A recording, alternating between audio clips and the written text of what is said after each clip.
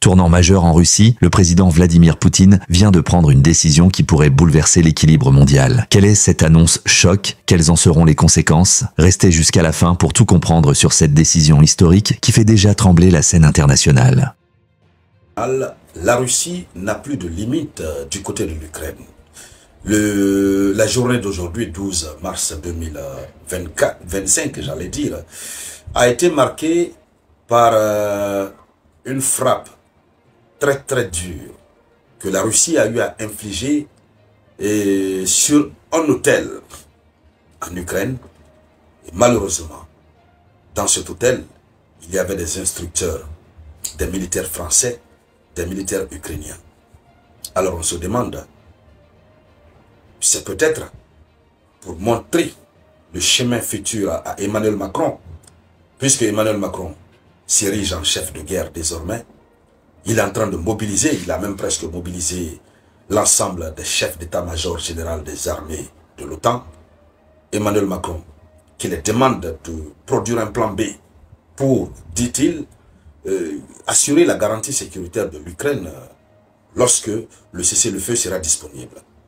Mais au-delà de cet aspect, comme nous le savons bien entendu, Emmanuel Macron cherche à protéger toute l'Europe, cherche à montrer ses muscles.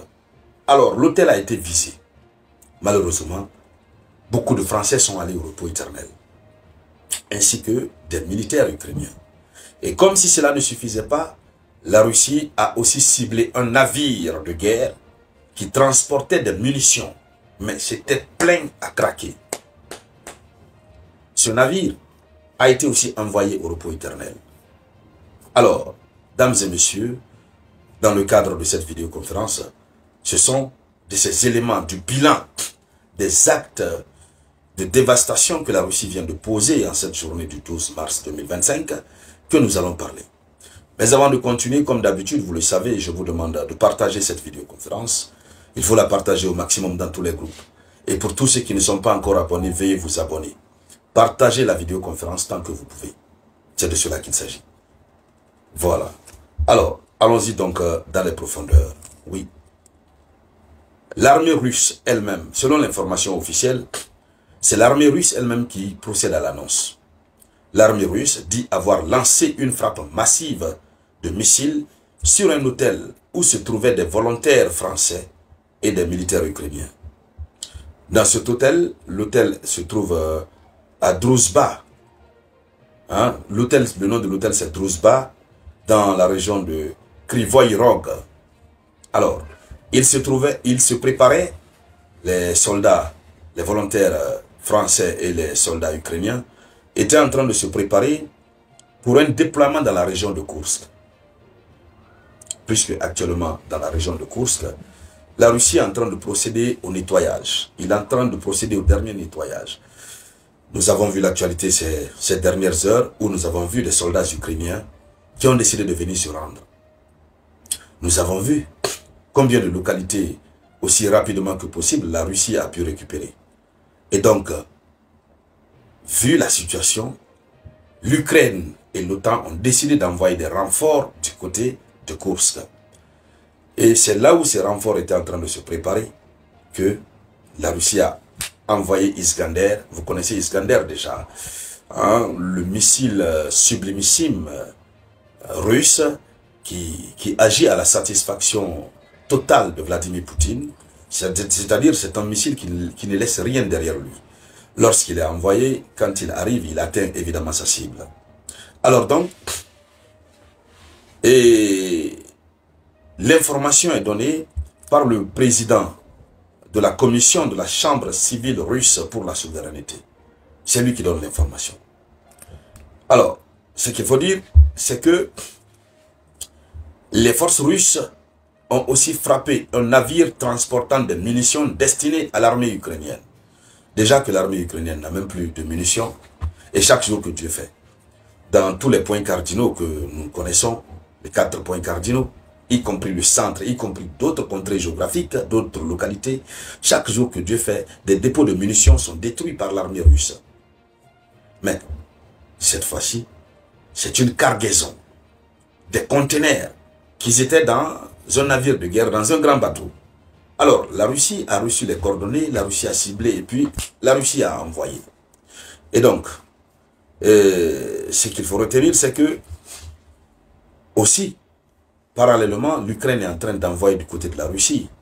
Alors, selon le ministère de la Défense, selon le ministère de la Défense russe, la défense anti-aérienne russe a pu abattre 3 bombes aériennes JDAM. Donc, eux aussi, ils ont intercepté des bombes, ils ont abattu. Et la défense anti-aérienne russe a aussi abattu un projectile de HIMARS et 91 drones à voilure fixe. 91 drones. Donc, on se souvient que depuis hier matin, l'Ukraine ne fait qu'envoyer des drones et des missiles. Alors, la Russie aussi se prépare à les recevoir, à les abattre. Globalement parlant déjà, ce qu'il faut noter, c'est que le conflit est en train d'atteindre un autre niveau. Plus on se rapproche vers le cessez-le-feu, plus on assiste à l'intensification du conflit. J'y arrive. Le conflit s'intensifie au fur et à mesure. Alors, il y a aussi que des ateliers de production, de stockage et des sites de lancement de drones ukrainiens ont été évidemment ont fait l'objet de, comment on appelle, de destruction. Alors, des ateliers de production, de stockage et des sites de lancement de drones ukrainiens ont été frappés. Ça veut dire que la Russie a vraiment frappé. Elle a sérieusement frappé. Nous avons aussi que les forces armées ukrainiennes ont perdu, juste dans les quelques heures là, 1160 hommes. 1160 hommes ont été envoyés au repos éternel. Donc voici globalement ce qui s'est passé. Alors, c'est chaud des deux côtés quand même. Et on comprend aisément. Bientôt, on va assister à un cessez-le-feu. Donc chacun veut impacter l'autre au maximum. Et malheureusement, ce sont des vies que nous sommes en train de perdre. Malheureusement, ce sont des vies que nous sommes en train de perdre. Et donc, la situation devient très compliquée. Nous avons Volodymyr Zelensky qui dit que l'armée ukrainienne est en train de s'efforcer et préserve au maximum la vie de ses soldats.